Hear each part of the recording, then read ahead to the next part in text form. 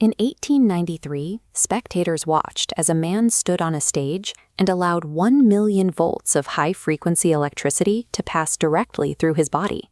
Arcs of lightning danced over his skin, yet he remained unharmed. Tesla's mind operated on a unique frequency. He was driven by severe psychological compulsions, including a fixation on the number 3 and a debilitating fear of germs, even as he visualized the underlying infrastructure of the modern world. This cognitive framework was forged in the rural village of Smiljan. He was shaped by the tension between his father's strict logical discipline and his mother's intuitive brilliance, an uneducated woman who invented mechanical household tools in her spare time. During his youth, Tesla developed a flawless eidetic memory. He could run complete mechanical simulations entirely in his head, identifying friction points and perfecting engineering designs without ever building a physical model or drawing a sketch.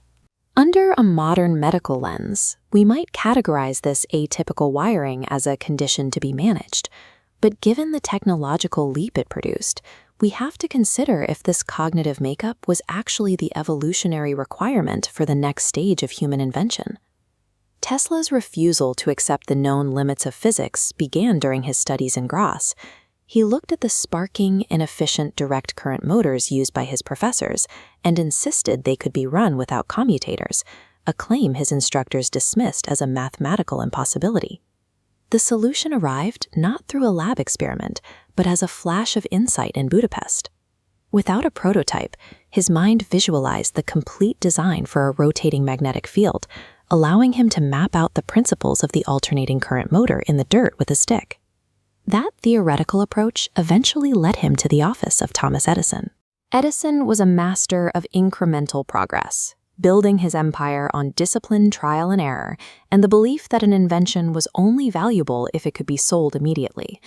This clash represented a civilizational divergence between profit-driven science and visionary progress. Edison prioritized the commercialized present. Tesla worked for a future where science served global harmony. This cognitive processing made Tesla incompatible with a society that demanded marketable, incremental improvements. His highly unique brain was built to solve the grand problems of the next century, not the next fiscal quarter. Tesla's system finally proved its dominance at the 1893 Chicago World's Fair. By illuminating the entire exposition with his alternating current system, he demonstrated a level of efficiency and scale that direct current simply could not match. He scaled this triumph at Niagara Falls, directing a giant engineering project that harnessed the raw power of the waterfall. His alternating current generators successfully transformed that localized energy into a massive grid that could power cities hundreds of miles away. Tesla held a royalty contract that would have made him one of history's wealthiest individuals. Yet, when the company faced a financial crisis, he chose to tear up his contract to save George Westinghouse from ruin, prioritizing the survival of the technology over his own wealth. To Nikola Tesla, the elegant realization of a functioning system held far more weight than securing a lucrative financial monopoly. He saw himself as a planter for the future, not a collector of the present. Tesla's psychological framework led him to view human beings, including himself, as biological automatons. He genuinely believed he was merely a machine endowed with movement, responding to external stimuli beating upon his sense organs. He applied this logic to his 1898 remote-controlled note. This wasn't a toy, but a sophisticated logic machine that could receive commands and make independent turns, marking the birth of both robotics and the concept of artificial intelligence. He eventually moved beyond alternating current toward his grandest project, a world system for the wireless distribution of both information and raw electrical power from a massive tower at Wardenclyffe. He planned to use the Earth itself as a giant resonating conductor. By sending electrical vibrations into the ground, he believed he could establish terrestrial stationary waves, allowing energy to be tapped from the soil anywhere on the planet. Wardenclyffe was the physical manifestation of Tesla's worldview, a vision of a frictionless planet where energy and intelligence were shared universally and without cost. That vision collapsed when J.P. Morgan withdrew his funding.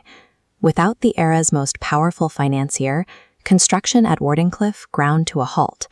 The conflict was structural. Energy distributed freely through the Earth is incompatible with an economic model built on scarcity and the ability to bill individual consumers. While Tesla struggled with global power transmission, Guglielmo Marconi focused on a simpler goal. Using a cheaper, marketable system, Marconi beat Tesla to the first transatlantic wireless signal, winning the commercial race for radio. Tesla's lack of a commercial filter led to a pattern of massive creation followed by isolation. He died alone in a hotel room, proving that while his mind could build the future, it was poorly equipped to survive the pragmatic demands of his own time. A century later, Tesla's blueprints have become our reality. The logic behind his 1898 remote-controlled boat now drives the global fleet of modern drones and autonomous robotics. His plan to eliminate distance through wireless transmission is the foundational principle of modern Wi-Fi and our planetary telecommunication networks. This cognitive makeup came with a high price. Tesla suffered recurring mental breakdowns and financial exile, eventually dying alone while the world utilized his patents. But this mind also produced early warnings about the barbarous waste of fuel and the first concrete plans for a global transition to renewable energy. His unconventional thought patterns enabled him to bypass the commercial constraints of his own time to outline a sustainable, interconnected future. In doing so, he fulfilled the description given by his mother at the moment of his birth. He was a child of light.